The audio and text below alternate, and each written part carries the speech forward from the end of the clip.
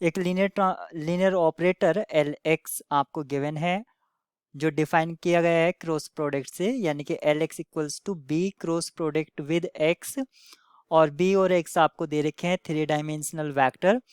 M एक 3x3 matrix है, और जो सेटिस्फाई कर रहा है इस लीनियर ऑपरेटर की प्रॉपर्टी की इस तरह से l x equals to m x, इस तरह से सेटिस्फाई कर रहा है।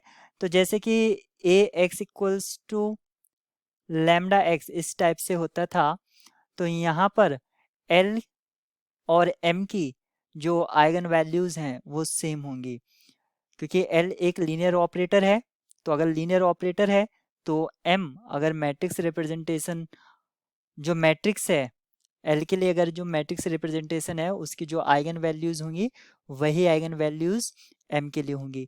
तो हम एल के लिए मैट्रिक्स रिप्रेजेंटेशन निकालेंगे। तो सबसे पहले बेसिस, बेसिस क्या होगा R3 के लिए E1 E2 E3, ये हमारे यहाँ बेसिस हो जाएगा।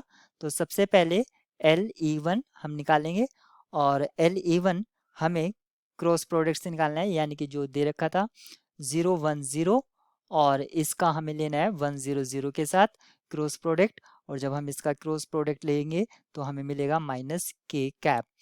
आप जानते हैं किस तरह से क्रॉस प्रोडक्ट लेना है, डिटर्मिनेंट में आई जे के कंपोनेंट्स रख सकते हैं।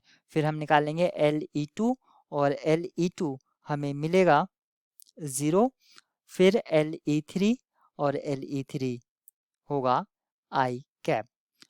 तो हमें मैट्रिक्स रिप्रेजेंटेशन अब इसका लिखना है। तो मैट्रिक्स रिप्रेजेंटेशन क्या हो जाएगा, अगर हम लिखते हैं एल के लिए,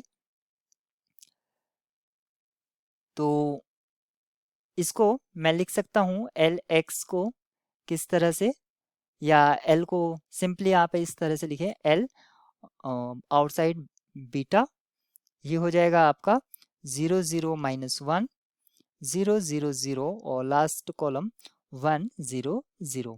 इस तरह से ये जो मैट्रिक्स रिप्रेजेंटेशन है ये क्या है, एक स्क्यू सिमेट्रिक मैट्रिक्स है, और स्क्यू सिमेट्रिक मैट्रिक्स के जो आइगन वैल्यू होते हैं वो 0 0 और प्योरली इमेजिनरी, क्या तो ये होती है या इनका कॉम्बिनेशन हो सकता है। क्या तो ये होती है 0 0 ओनली 0 होंगी, प्योरली इमेजिनरी होगी, या कॉम्बिनेशन होगा। और सिर्फ इस तरह आपको ऑप्शन डी में दे रखा है, इसलिए ऑप्शन डी करेक्ट होगा और अदर ऑप्शंस आपके रॉन्ग होंगी।